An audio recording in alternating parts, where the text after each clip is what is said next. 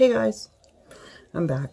Okay, so we're going to move on to day 2. You know, I really should have gotten myself comfy here before I started. Okay, there we are. We're comfortable for a minute or two here. We're going to move on to day 2 of when Fonz was in the hospital. So, I'm trying to keep myself straight, and of course, there are notes. There will always be notes, guys. And I was right, TPA, tissue plasminogen, if I'm saying it correctly, activator. So I was right. I had to look that up, so I thought, that's right, but I can't quite remember if it's right. So I had to look it up and sort of, but anyways, I was right about that, so go me. Okay, so, I don't think that I had previously mentioned this, and if I did, please tell me, because, you know, I'm just going to repeat myself. My husband has had chronic asthma for, gosh, maybe 30 years, probably, and that's why when he quit smoking, when he was diagnosed with asthma many years ago, and even though he quit smoking, it's probably 30 years ago, long before I ever knew him. I guess 3 or 4 years ago now, he was noticing that his asthma was worsening a bit. He was having more shortness of breath, more wheezing. So his family doctor sent him to a respirologist who then diagnosed him with COPD. And he said, but I don't smoke. I haven't smoked in 30 years. And the respirologist said, yeah, but you used to.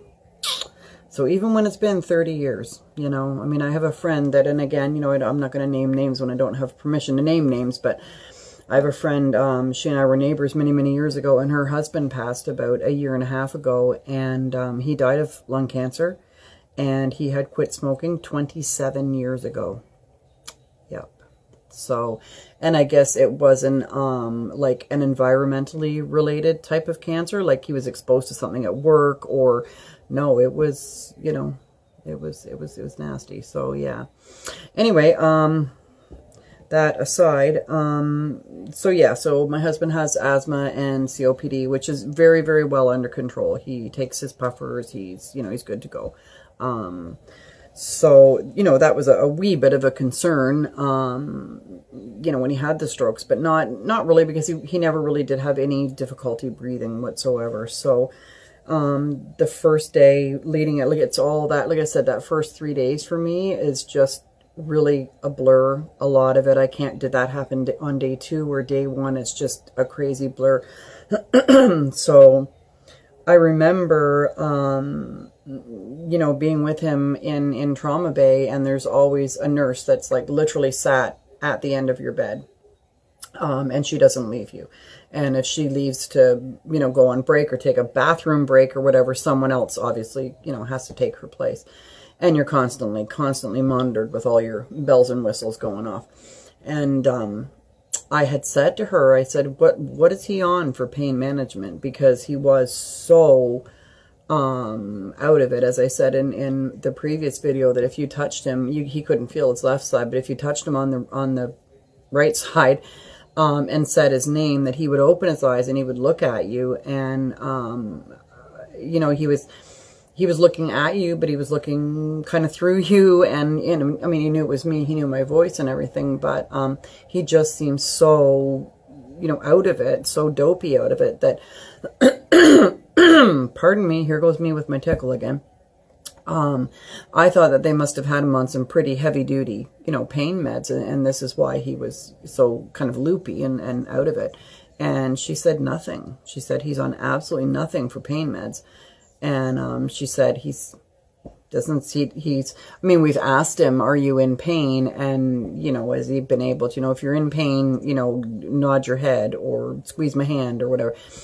And he wasn't in pain. And it's, you know, he told me afterwards, from where he started to retain memory on about day 4, that he wasn't having pain. He wasn't having pain. So it wasn't pain meds that was making him that, you know, loopy. It was just the strokes themselves. So I think it was on the evening of day 1, or it might have been the morning of day 2, that I was told that he had had a stroke in the cerebellum, which is right back here, back of your head.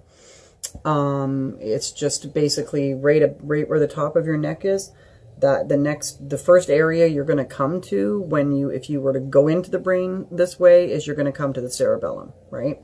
So that controls basically your trunk, large motor skills. That's why when somebody's having a cerebellum stroke, they're just wildly flailing. Everything's just flailing, and they have no control over that. So they said that he had, you know, quite a significant stroke in the cerebellum. And, yeah, so, and that was all that I knew at that point. And that in of itself was, you know, I mean, that's, you know, the old medulla oblongata is not far from there. And that's the area, that's your brainstem. You know, not the medulla oblongata basically is your brainstem. That's where your basic functions are to support life. So that's what tells your heart to keep beating, your lungs to keep breathing in and out. You know, that's what keeps you alive. And to have had a stroke in the cerebellum so close to that is really, you know, quite scary. I mean, you know, it's not a, there's no good place in your brain to have a stroke, trust me, no good place. But to be told that he had quite a significant cerebellum stroke was really quite shocking. So I guess it was the morning of day 2 or sometime on day 2. I know that he was assigned this doctor I will just call him Dr. M. I'm sorry. I keep doing this, guys. I need more Timmies. That's what it is.